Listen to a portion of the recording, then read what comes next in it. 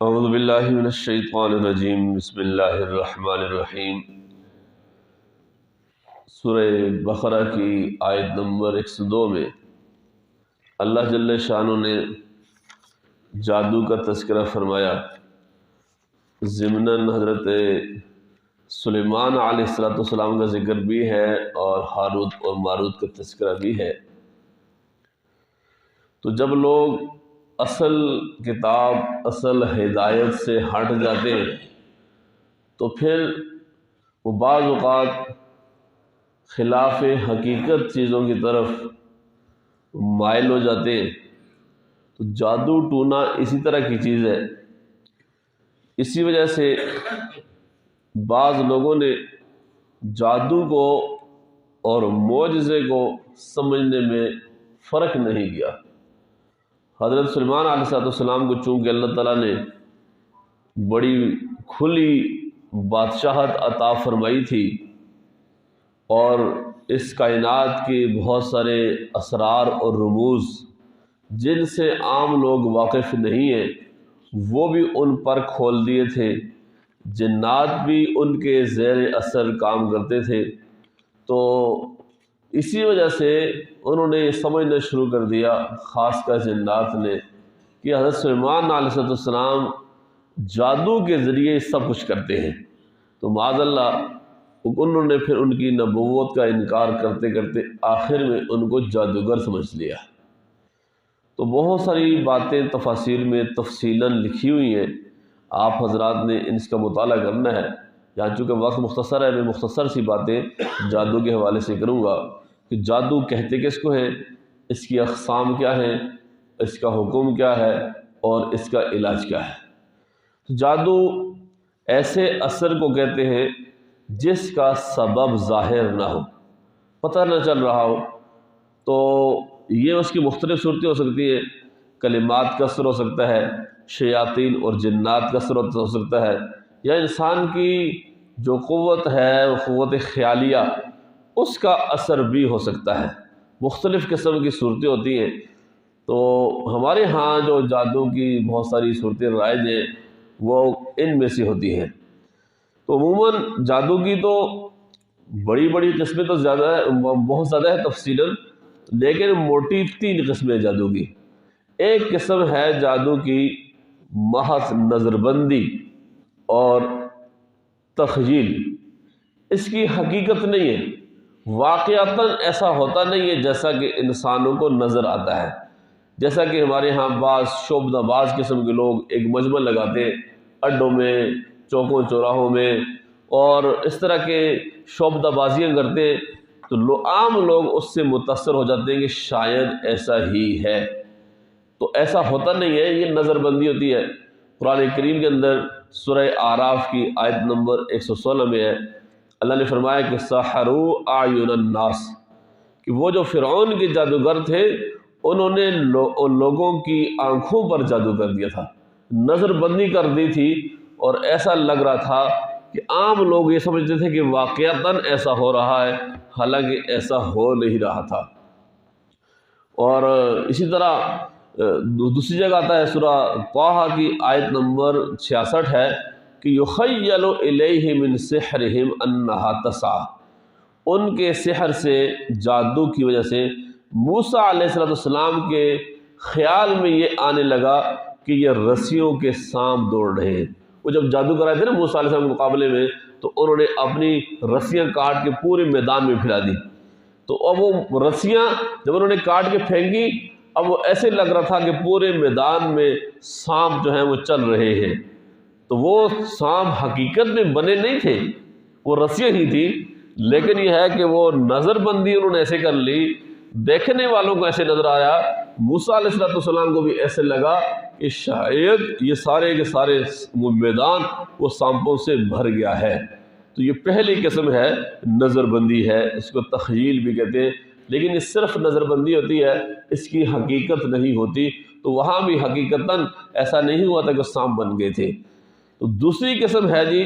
وہ بھی اسی طرح کی یہ تخیل اور نظر بندی ہوتی ہے، لیکن وہ شیاطین کے اثر سے ہوتی ہے۔ قرآن کریم کے اندر اللہ جل شانہ نے سورہ شعراء کی آیت نمبر 222 میں ہے، اللہ نے فرمایا کہ حل انبئکم علی من تنزل الشیاطین تنزل علی کل افاک اثیم، کہ میں تمہیں بتلاتا ہوں کہ کن لوگوں پر شیطان اترتے ہیں، ہر بہتان باندھنے والے گنہگار پر شیطان اترتے ہیں۔ اسی طرح سورہ بقرہ کی آیت نمبر 102 ہے کہ وَلَٰكِنَّ الشَّيَاطِينَ كَفَرُوا يُعَلِّمُونَ النَّاسَ السِّحْرَ، یہ والی جو آیت ہے کہ شیاطین نے کفر اختیار کیا کہ لوگوں کو جادو سکھانے لگے۔ تو یہ دوسری قسم کی جو جادو ہے یہ شیاطین کا اثر ہوتا ہے، اور عام طور پہ ہمارے ہاں جو یہ جادوگر ہوتے ہیں یا بعض اس طرح کے عامل ہوتے ہیں وہ بھی جادوگر ہی ہوتے ہیں لیکن اپنے آپ کو ظاہر نہیں کرتے، تو وہ اس طرح شیاطین سے کام لیتے ہیں، شیاطین سے، جنات سے وہ کام لیتے ہیں، اور شیاطین کے سے کام لینے کے لیے چونکہ جو جنات شیاطین ہیں وہ گندی جگہوں کو پسند کرتے ہیں، گندے آدمی کو پسند کرتے ہیں، گندے افعال کو پسند کرتے ہیں، اس لیے جو جادوگر ہوتے ہیں آپ دیکھیں گے کہ بابے بنے ہوتے ہیں، غسل نہیں کرتے، نہاتے نہیں ہیں، لمبے لمبے ناخن، بڑے بڑے بال، پراگندہ حالت، عجیب سی شکلیں بنی ہوتی ہیں ان کی، اور بدبو آتی ہے، پھر بھی لوگ ان کے پاس جاتے ہیں۔ اس کی سب سے بڑی وجہ یہی ہے کہ وہ گندا رہنا وہ جادو میں اثر ڈالنے کے لیے ضروری ہوتا ہے۔ اگر وہ گندے نہیں رہ گے تو ان کے جادو میں تاثر نہیں ہوگا، جو جتنا گندا ہوتا ہے اتنا ہی اس کے جادو میں اثر ہوتا ہے۔ اسی وجہ سے ہم جب واش روم جاتے ہیں تو ہمیں یہ تاکید کی گئی ہے کہ ہم دعا پڑھیں اللہم انی اعوذ بک من الخبث والخبائث، کہ اللہ میں جو شریر قسم کے جن اور جنیاں ہیں ان سے تیری پناہ مانگتا ہوں۔ اور جو ہی جب انسان یہ دعا پڑھ لیتا ہے تو اللہ تعالیٰ کی طرف سے یہ ایک نظام موجود ہے کہ وہ انسان اور جنات کے درمیان ایک پردہ آ جاتا ہے، وہ پھر وہ جنات انسان کو، وہ شیاطین نقصان نہیں پہنچا سکتے۔ اس لیے اس دعا کا بھی اہتمام کرنا چاہیے، اور بالخصوص آج کے زمانے میں جب کہ گھروں میں واش روم اندر بنے ہوئے ہیں، پہلے زمانے میں تو ایسا نہیں تھا، لوگ باہر جاتے تھے کھلی جگہوں پر، اب اندر ہوتے ہیں گھروں میں، اب اس دعا کا اہتمام کرنا اور بھی زیادہ ہے۔ اور علماء فرماتے ہیں کہ آج کل جو گھروں میں زیادہ لڑائیاں، فتنہ فساد ہوتا ہے وہ گھر میں موجود ان شیاطین کی وجہ سے ہوتا ہے۔ وہ گھر میں میاں بیوی کے درمیان لڑائی کروا دی، والدین اور بچوں کے درمیان تفریق ڈال دی، وہ گھر میں ہم میں سے ہر ایک نے شیاطین کا اڈا ہر کمرے کے ساتھ بنایا ہوا ہے۔ تو جب ہم نے یہ بنایا تو پھر ہمیں اس سے، ان شیاطین اور جنات سے حفاظت کا اہتمام بھی کرنا چاہیے، اور یہ دعا لازماً پڑھنی چاہیے۔ سب گھر والوں کو، بچوں کو، بچیوں کو، خواتین کو سکھانے کی ضرورت ہے کہ جب بھی واش روم جائیں تو یہ دعا ضرور پڑھیں، اور گھر کے اندر تلاوت کلام پاک کا اور اس طرح کی جو منزل ہے، دیگر اذکار ہیں، ان کا اہتمام لازمی ہو تاکہ شیاطین کی اثر ہمارے گھر میں نہ آئے۔ یہ دوسری قسم کی بات تھی۔ تو اب اس میں ایک بات اور بھی سمجھ لیں، تو جس طرح فرشتے یہ اچھی جگہ کو پسند کرتے ہیں، نیک لوگوں کو پسند کرتے ہیں، اس وجہ سے فرمایا کہ مسجد میں جب آؤ تو پیاز کھا کے، لہسن کھا کے، مولی کھا کے یا کوئی بدبو والی چیز کھا کے یا ساتھ لے کے مسجد میں نہ آؤ۔ مسجد پاکیزہ جگہ ہے، اللہ کے فرشتے یہاں ہوتے ہیں، بدبو کو ناپسند کرتے ہیں۔ تو جس طرح نیک آدمی ہوتا ہے تو نیک آدمی کی حفاظت، اس کی مدد وہ اللہ کے فرشتے کرتے ہیں، اور فرشتے نیک لوگوں کو، پاکیزہ لوگوں کو پسند کرتے ہیں۔ تو بعین ہی اسی کے برعکس جو جنات ہیں، شیاطین ہیں، وہ گندے آدمی کو پسند کرتے ہیں، گندے آدمی کی مدد کرتے ہیں اور اس کا ساتھ دیتے ہیں، اس کے کام آتے ہیں۔ تو جادوگر ان جنات اور شیاطین کے ذریعے پھر اپنے بہت سارے کام کرتے ہیں اور ان کا یہ کاروبار چلتا ہے۔ تیسری قسم ہے جادو کی کہ کسی بھی چیز کی حقیقت ہی بدل جائے، جیسے انسان یا جاندار کو پتھر یا کوئی اور چیز بنا دیا جائے۔ بعض علماء مفسرین نے اس کا انکار کیا ہے، لیکن جمہور علماء یہ کہتے ہیں کہ ایسا ممکن ہے، ایسا ہو سکتا ہے کہ کسی چیز کی حقیقت ہی بدل جائے۔ اور اس میں حضرت کعب احبار رضی اللہ تعالی عنہ کا ایک قول ہے، اس سے استدلال کیا گیا ہے وہ فرماتے ہیں کہ لولا کلمات اقولہن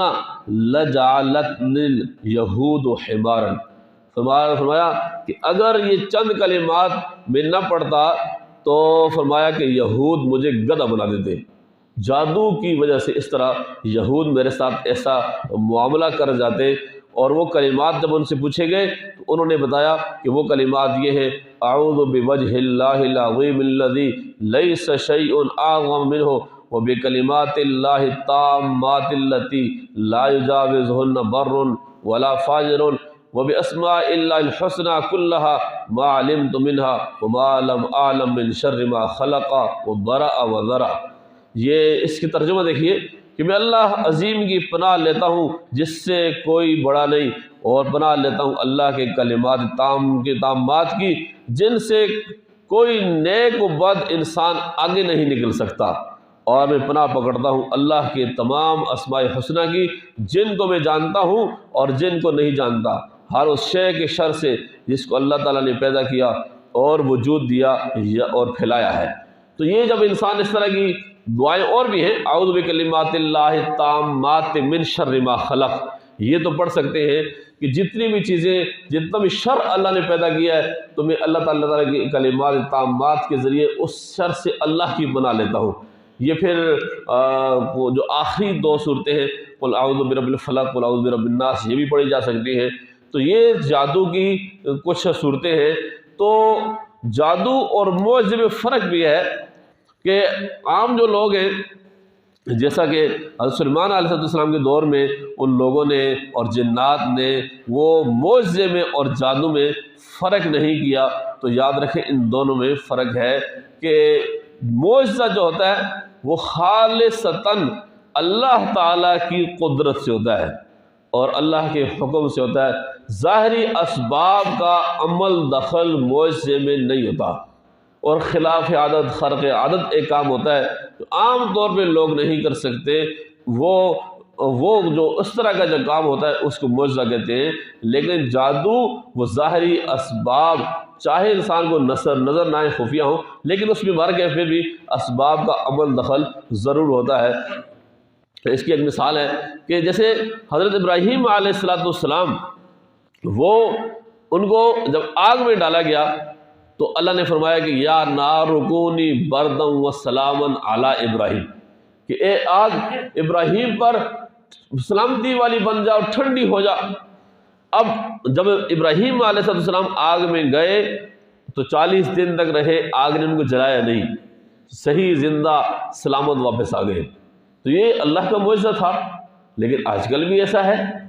لوگ اپنے اوپر دوائیں شوائیں لگا کر وہ آگ میں جاتے ہیں، جیسا کہ محرم میں شیعہ آپ نے دیکھا ہوگا کہ وہ انگاروں کے اوپر چل رہے ہوتے ہیں، وہ یہی ہوتا ہے کہ پاؤں کے نیچے وہ کیمیکل دوائیں شوائیں لگاتے ہیں، اس کی وجہ سے وہ بھی اس سے پار ہو جاتے ہیں، اور ایسا لگتا ہے کہ بس بہت سے لوگ اس سے متاثر ہوتے ہیں۔ تو اب یہی فرق ہے، اب حضرت ابراہیم علیہ السلام آگ میں رہے، آگ نے ان کو نہیں جلایا، تو اس کے لیے انہوں نے کوئی کیمیکل نہیں لگایا تھا، کوئی دوائی نہیں لگائی تھی، ظاہری اسباب اختیار نہیں کیے۔ اور یہ جو آج کل لوگ کرتے ہیں تو یہ ظاہری اسباب اختیار کرتے ہیں، کیمیکل لگاتے ہیں، دوائیاں استعمال کرتے ہیں، تو یہ اسباب اختیار کر کے اس طرح کرنا، اب اس کو ہم معجزہ نہیں کہیں گے جیسے یہ لوگ کرتے ہیں۔ یہ ایک بڑا بنیادی فرق ہے کہ تو اس لیے معجزے میں اور جادو میں فرق ہے۔ اب ایک سوال اور ہے، کیا انبیاء علیہ السلام پر بھی جادو ہو سکتا ہے یا نہیں؟ تو یاد رکھیے انبیاء علیہ السلام پر بھی جادو ہو سکتا ہے، جیسا کہ حضرت موسیٰ علیہ السلام پر بھی اس کا اثر ہوا تھا، اور جب انہوں نے رسیاں ڈالی تو انہوں نے یا یخیل الیہ من سحر انہا تسعی، قرآن کریم میں ہے، ان کو ایسے لگا کہ شاید یہ سارے سام میں، حالانکہ رسیاں تھیں۔ دوسری اس کی دلیل وہ حضور نبی کریم صلی اللہ علیہ وسلم پر بھی